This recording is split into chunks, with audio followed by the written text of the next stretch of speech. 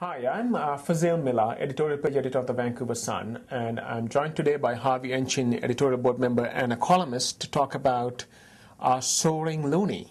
Harvey, the dollar is hovering at par with the U.S. Can you explain why that's the case and whether, in fact, it will continue to strengthen over time?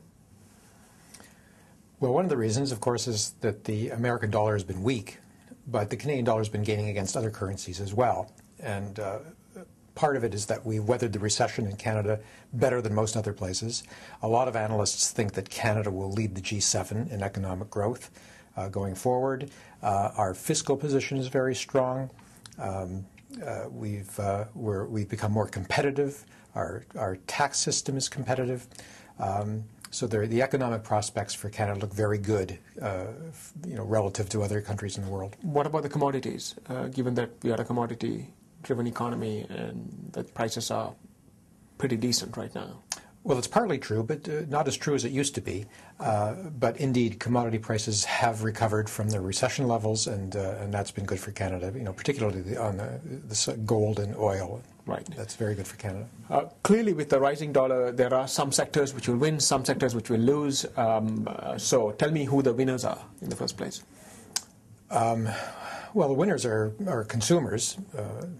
Going shop in the United States is great, and traveling abroad is something of a bargain compared to the way it used to be.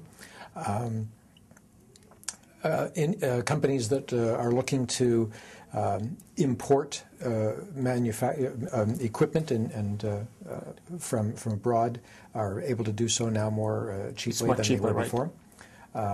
So those are some of the winners. The losers?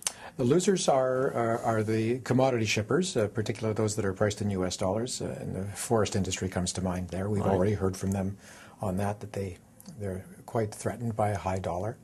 And of course, the tourism industry, they fear that tourists will stay away if we become a high-cost destination. So those are the two big plays. There's a lot of debate, Harvey, about whether, in fact, the Bank of Canada needs to raise interest rates because we are hovering around the target range of inflation at midpoint of 2. There's concern over that our economy is doing well, so consequently we might have to raise interest rates, and also to cool the housing market.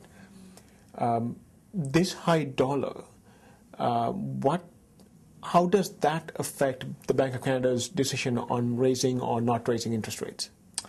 Well, I think it should make it unnecessary. To some extent, a high dollar will have a similar effect as raising interest rates would. To just keep what would be the mechanics? Well, a lot of economists believe that a high dollar is a drag on economic growth. So if that's the case, so in terms of exports, well, yes. And now, again, we're not as dependent on exports as we used to be. Right.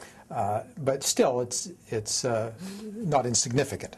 So high dollar could put a drag on economic growth, which should put a lid on inflation. So the bank shouldn't have to increase interest rates in order to dampen inflation.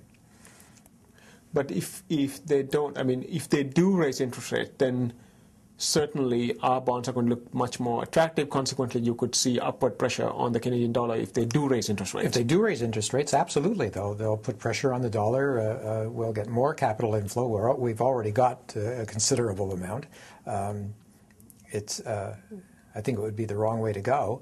So your best advice to Governor Carney would be, in June, just leave the interest rates alone. Yeah, stay the course. The banks are already raising their mortgage rates, and that'll cool the housing market without the bank stepping in to interfere. Thank you. That's good advice, and thank you for explaining the rise of the dollar and its consequences. My pleasure.